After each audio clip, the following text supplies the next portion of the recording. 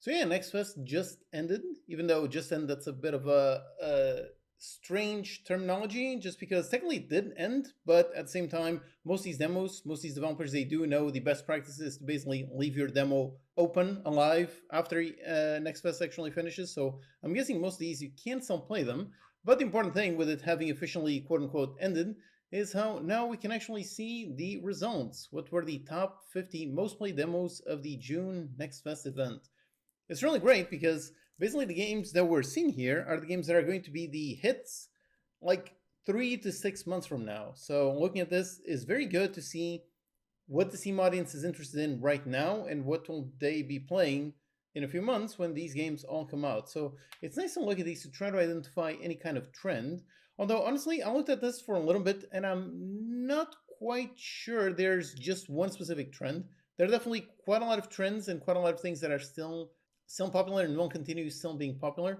But yeah, so there isn't just one single trend, but still the general thing. So looking at all of these, I would say Friend Swap is still very much the case. So Bomb Banana, this is a game where you are essentially three players. One cannot see, one cannot hear, one cannot speak, and basically have to combine all of them in order to defuse a bomb. Very clever idea. Very great for streamers, that kind of thing. Very much a friend swap kind of game. So yep, this is the kind of genre that is still very hot and is evidenced by this one. So this is the #1 game on Steam. Let me actually try to see the wishlist count. So if I look on the charts and I see, yep, there you go. On the last few days, Bomb Banana. Basically, there you go. On the last few days, Bomb Banana went from 2K followers to 3K, which means again about 1,000 followers. And in general, followers at about 10 to 12, maybe 20 times wishlist.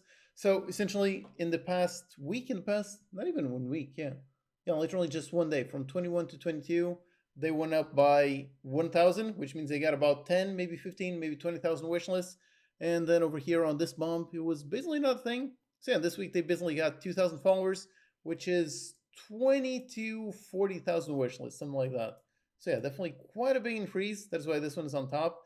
Then our Nest, this is the one that I was playing the other day, and this is the one that I actually want to try remaking, try seeing how I can build a game like this, because it's very fun, very interesting. So basically, so this is a genre about interactions, I would say. So kind of similar to like the simulator genre, kind of similar to that.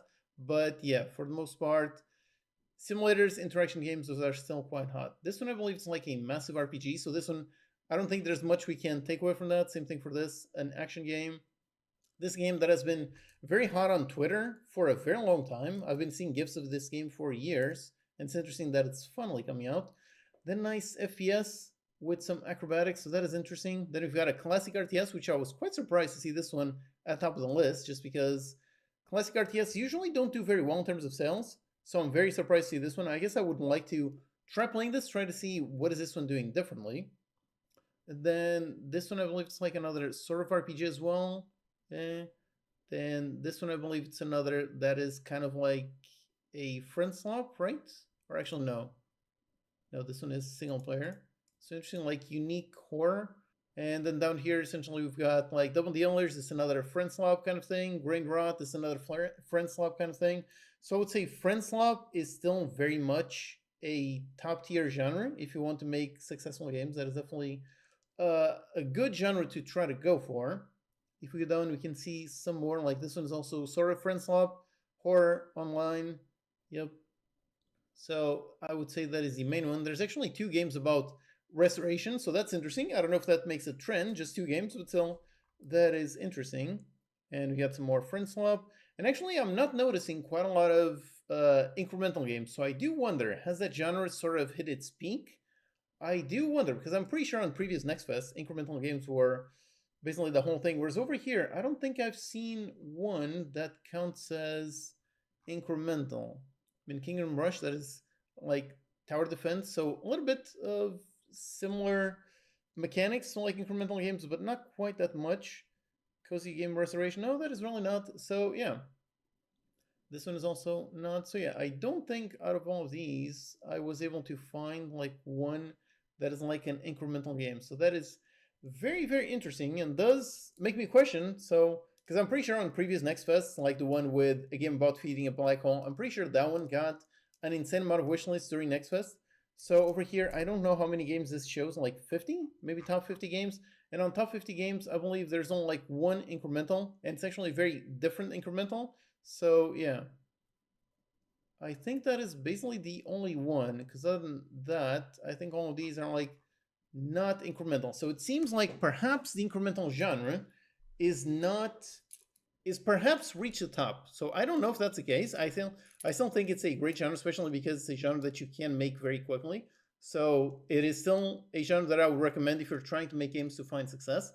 But yes, it does seem like perhaps it reached the top, and perhaps now that genre is gonna not necessarily go down to zero, but definitely go down by a little bit and then stabilize at some sort of level. So I guess we will see. Robertson said he sees incrementals are fading. So that will be interesting, yeah. I mean, looking at this, it definitely seems very clear they are fading. But now, of course, that is a question. Will they fade to the point where they become a unviable genre? Or will they fade but still find a stable point? Like, for example, Bullet Heavens, the Vampire Survivors likes. Those have also definitely dropped in popularity quite a bit, but they've actually managed to find a decent level. So that is actually quite nice. So perhaps that is the same thing that will actually happen to those same incremental kind of games. Perhaps they won't go down, but then find a nice little thing. I don't know, but yeah, it will be interesting. Oh, okay. So this one is also says incremental. So basically, there's 2 on top 50, and also I noticed there's quite a few with cars. So Car Mechanic Simulator, that one is quite interesting. Then above here there was like Bus Simulator, and we've got Nomad Drive. And then up here near the top, we've got the other one about the driving Jeeps. So over the hill. So there are like 4 or 5 related to like trucks, cars, but not racing.